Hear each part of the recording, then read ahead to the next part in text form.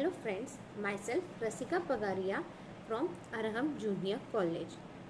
In last lecture, we have started with our second chapter, that is key concept and issue since 1991, that is globalization. We spoke about what is globalization. In that, when we talk of globalization, we say that it has been become more interacted. We say that world has become more interconnected. Changes have taken place in economy and trade. Globalization increased interconnectedness among countries and people, and even in one part of world have an impact on other part. Then we studied certain issues of globalization. In that we have completed the first issue of globalization, that is economic issue. In economic issue we studied free flow of finance capital. Second, change in the concept of trade. Third, rise of transactional companies. We have studied these three. Now today we are going to study some political issue. Political issues, in that we are going to study importance of democracy, position of the state, non-state actor, human rights. First one is importance of democracy. The East European Revolution of 1899 and the disintegration of the Soviet Union is looked at as the fall of communism. अब क्या हो गया यहाँ पे, communism जो था वो completely खत्म हो गया. It has been urged that the world is moving towards democratical political system. आज क्या हो गया, world is moving towards the democratical system. Democratical system यानी क्या, हर किसी को अपनी अपनी आज़ादी चाहिए, हर स्टेट हर कंट्री को अपना कंट्री खुद रूल करना है. They don't want their country to be ruled by the other countries. That is each and every state, each and every country is trying to be a democratic. Terms like participatory state, citizen centric governance and good governance have become important. अभी terms क्या हो गया, state, citizen centric government, good governance, इन सबको एक importance मिलने लग गया. Participatory state goes beyond traditional democratic practices where in the decision is made by the majority. Participatory state यानी क्या, जहाँ पे डिसीजन मेजोरिटी ऑफ द लोग लेते हैं, मतलब जितने ज़्यादा लोग उसके फेवर में हैं वो डिसीजन लिया जाएगा. जैसे वी से ना वोट मेथड, लाइक जितने ज़्यादा फेवर में रहेंगे वैसा डिसीजन होगा. So same thing is participatory state. In a participatory state all segments of the society are involve in making of policy. अब पार्टिसिपेटरी स्टेट में क्या हो रहा है, हर कोई इन्वॉल्व हो रहा है in the making of policy. Citizen centric governance and good governance focus on the role of civil society in the functioning of the government. Or citizen centric government and good governance focus on the role of civil society. Like वो देखते हैं कि society अच्छे से कैसे develop हो सके, उसके अंदर गवर्नमेंट कैसे अच्छे से फंक्शन कर सके. It takes care of all this things. Now second one is position of the state. Position of the state, it is been argued that the state is becoming less and less important. One of the key feature of the state is its sovereignty. The concept of sovereignty is linked with the concept of the jurisdiction of the state. This is the right of the state to make law within its territory. अभी सब states के problem same रहते हैं क्या?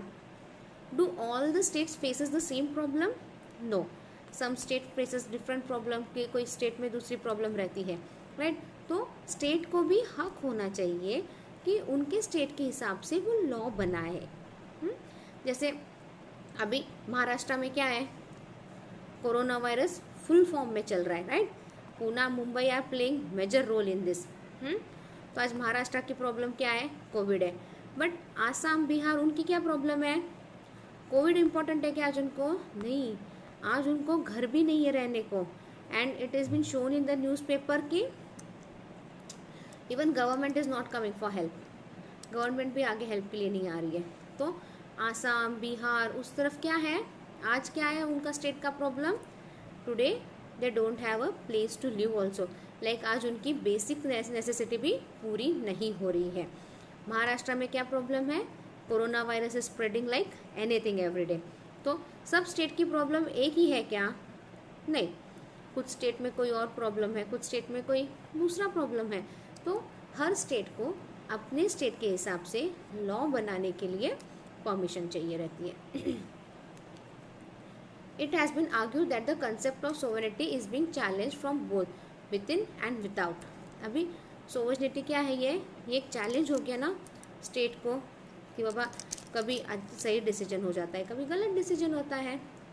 External challenges come from the growth of international law, regional economic organization, globalization of market, growing environment and humanitarian concern etc. अब external challenge क्या होते हैं स्टेट के लिए? नए नए इंटरनेशनल लॉ, हाँ, फिर regional economic organization, globalization of market, growing environmental and humanitarian concern, ये सारे एक्सटर्नल। इंटरनल प्रॉब्लम क्या हो सकती है इन सब में? National consensus, growth of ethnic nationalism, activities of non state actor etcetera. Issues like environment, gender and humanitarian problem have taken the center stage. These are the position of the state. Now, non-state actor. It is the importance of the civil society that has given importance to non-state actor. ये क्या है? Civil society को क्या दिया है? Non state actor का importance दिया है। तो वॉलेंटरी ऑर्गेनाइजेशन है, उसमें NGOs रहते हैं, हाँ, have started gaining more and more importance. Today, international relation is not relation between state, it also include non-state actor. They play an important role in promoting humanitarian issue. Beside organization like the Amity International, Green Peak Movement, terrorist organization are also non-state actor. ये सारे non-state actor है। Next is human right. In the age of globalization, protection of human rights has become an important agenda. आज के globalization में where the world is moving very fast, तो सबसे पहले क्या है? सबसे पहले अपनी ह्यूमन राइट प्रोटेक्ट करना, this becomes an important agenda. But there is a need to make a distinction between approach to human right of the developed world and the developing world. अभी राइट सबको same रहेंगे क्या developed country में और developing country में? नहीं, उनके issue सारे अलग रहेंगे। डेवलपिंग कंट्रीज़ के इशू अलग रहेंगे, डेवलप्ड कंट्रीज़ के इशू रहेंगे अलग। उसी तरह उनकी ह्यूमन राइट्स में भी कुछ ना कुछ तो प्लस माइनस होगा। यू कांट एक्सपेक्ट ये लाइक जो पूरे वर्ल्ड में ह्यूमन राइट्स है वो हर कंट्री ने एक्सेप्ट करना चाहिए, एवरीथिंग ह्यूमन राइट्स सब कंट्रीज़ को सेम होना चाहिए। You can't accept, you can't do so ना। तो डेवलपिंग कंट्रीज़ और डेवलप्ड कंट्रीज़ दोनों की ह्यूमन राइट्स अलग अलग है। The third world holds that economic development has to breed the full flowing of civil and political rights and that a greater value need to be placed on community and family than an individual rights. अभी individual rights के अलावा अपने को सब हर family को protect करनी है, ये सारे अपने काम है। In India constitution for example lay stress on the aspect of social justice and looks at the food, shelter, clothing, education and health as a primary need of its citizen. Indian constitution में basic needs क्या बोला है? Food, clothing, shelter, हाँ, education, health, ये सारे basic primary things बोले हैं, right? अपने इंडियन लॉ में वी से ना today what are the basic needs? Food, clothing, shelter, education also as well as good health. It is further argued that in the desire to achieve distributive justice there is an undue emphasis on liberty rights and not welfare rights of the people. अब इसमें क्या है? हर किसी को अपने हित के लिए सोचना चाहिए। Therefore, countries should have the right to interpret human rights in according to their history, culture, political and economic. अभी हर कंट्री का कल्चर अलग अलग रहता है, उस हिसाब से उनके ह्यूमन राइट्स रहते हैं, राइट? तो हर कंट्री को हक होना चाहिए वो अपने ह्यूमन राइट्स को प्रोटेक्ट करें as per our history, culture, policy, economy and all. Thus the broad application of western approach to human rights that focus on civil and political rights and freedom as a priority would have to be termed with the ground situation mentioned above. There are some situations which have been mentioned above. We'll look on that, some human issues. Let us take some example to understand this issue. India is a signatory to various international treaties. In last chapter what we have studied कि India played a major role in forming treaties and all, और हर किसी के साथ India का कुछ ना कुछ तो ट्रीटी है, इंडिया का कुछ ना कुछ तो ट्रेड रिलेशन है and all. So India is playing a important role in international treaties, organization, etc. As a member of WTO, India is required to follow some rules regarding international trade practices. Treaties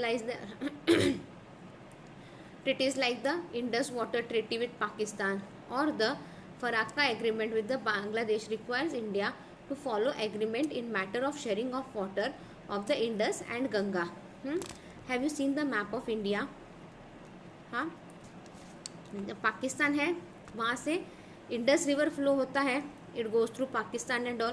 तो क्या हुआ, Indus water treaty sign हुई है with Pakistan and India कि like बाबा ये river आपके यहाँ पे भी आता है, पाकिस्तान में भी आता है, तो इंडिया में भी आता है, तो पानी इसका शेयर होगा. तो इसके ऊपर उन्होंने इंडस वाटर ट्रीटी की है.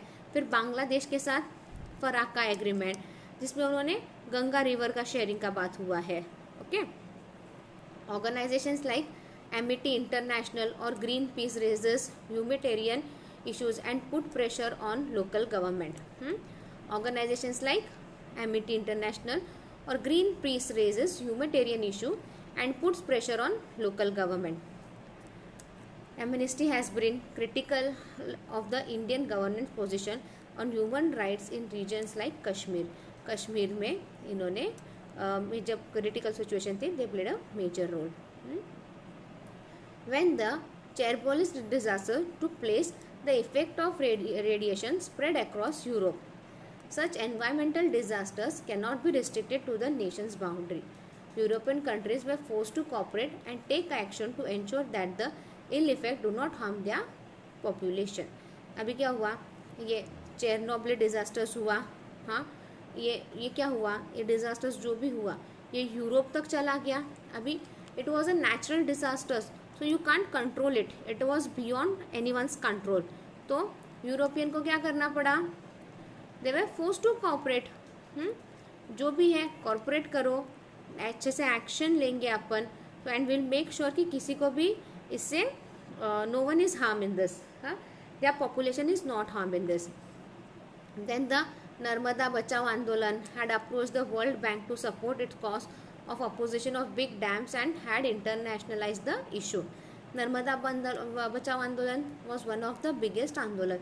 इसमें क्या है, नर्मदा पे डैम बनाना था, तो नर्मदा के जो लोग वगैरह थे they protested against it and it went to an international issue also. There has been an opposition to the building of nuclear power plant in Jitapur and Kundankulam. Political parties and NGOs have opposed the building of this project despite getting proper clearance. अभी nuclear power plant बनाना है. अभी it was not easy to prepare a nuclear power plant and they need a huge space. फिर वो वहाँ की जहाँ पे वो न्यूक्लियर पावर प्लांट बन रहा है या टेस्टिंग वगैरह हो रहा है, वो वापस आप ज़मीन कभी यूज़ नहीं कर पाते थे. Have you seen that movie जहाँ पे उन्होंने, जिसमें जॉन एब्राइन है, उसने लाइक टेस्ट किया था वो Pokharna, I don't know name of the movie, but वो मूवी में अपन ने देखा ना कि न्यूक्लियर पावर प्लांट उनको टेस्ट करना था वो सारा, तो उन्होंने कैसे किया. तो वैसा ही जैतापुर एंड कुंडमकुलम में एक पावर प्लांट डाल के टेस्ट करने का चालू था प्लान, बट वहाँ के लोगों ने, एनजीओज ने क्या किया, रोक दिया. इसके बावजूद कि उनको गवर्नमेंट के पास से पूरा क्लियर परमिशन मिला था, everything was sorted out, but वहाँ के लोगों ने अपोज किया, इसलिए it didn't happen. In all the above cases the states sovereignty was challenged by this group. There are some of the challenges that the state faces from within and from without. अभी हर state क्या है, challenge face करता है, internal issue रहते हैं, state के external issues रहते हैं, right. Therefore it is argued that the role of state is slowly reducing in the economic sphere. It is reducing because of the increasing importance of the private sector, and in the political sphere the domestic and international pressure have reduced the authority of the state. अभी state का importance क्यों कम हो रहा है धीरे धीरे? एक तो क्या है, पॉलिटिकल पार्टीज आ गई है, बहुत सारे प्राइवेट सेक्टर्स आ गए हैं, then domestic and international pressure अलग रहता है स्टेट पे, and all this had created the state का इम्पोर्टेंस धीरे धीरे कम हो रहा है. How important is the state in the age of globalization? Is the concept of state and its features still relevant? Is there a withdrawal of state as an agency of welfare and development? State कितना important play करता है? Let us look at it. Let us look at the main feature of the state. State के अपन क्या देखते हैं? Let us look at the main feature of the state. The main elements are territory, sovereign government and people. अभी state के सबसे पहले main elements क्या है? Territory.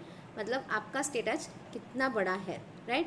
Second is government and the people over there. Today the territory of the state still remains intact. आज वो territory है, इतना मेरे एरिया का स्टेट है, इतना ये area comes in the states of blah blah blah blah ब्ला.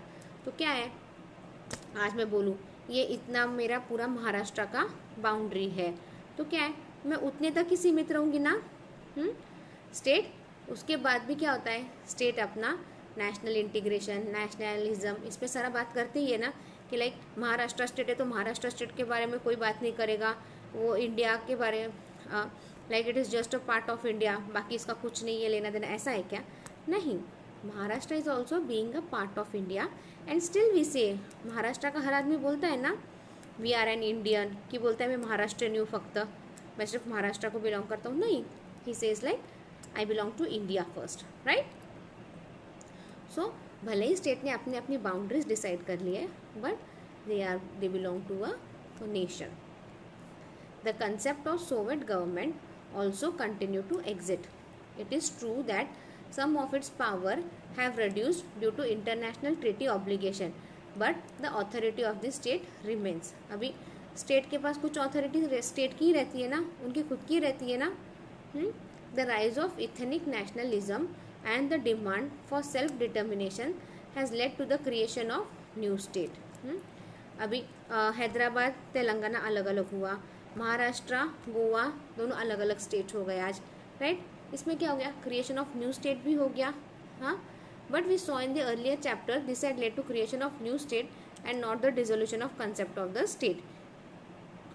अपन ने इसके पहले चैप्टर में क्या देखा था, फर्स्ट चैप्टर में वी हैव सीन कि स्टेट वही है, बस स्टेट अलग अलग हुए हैं, बट क्या है, स्टेट का इम्पोर्टेंस तो वही है ना. आज महाराष्ट्र गोवा से अलग हो गया, they have become two state, but क्या गोवा एज अ स्टेट काम नहीं कर रहा है अच्छे से? Yes, Goa is also working as a state, Goa अपना अच्छे से काम कर रहा है. Same thing Maharashtra. जो गोवा उसका पार्ट था निकल गया, तो महाराष्ट्र स्टेट ने वर्किंग बंद कर दिया क्या? गोवा जैसे ही काम कर रहे हैं क्या? नहीं, still Maharashtra is working at its own level.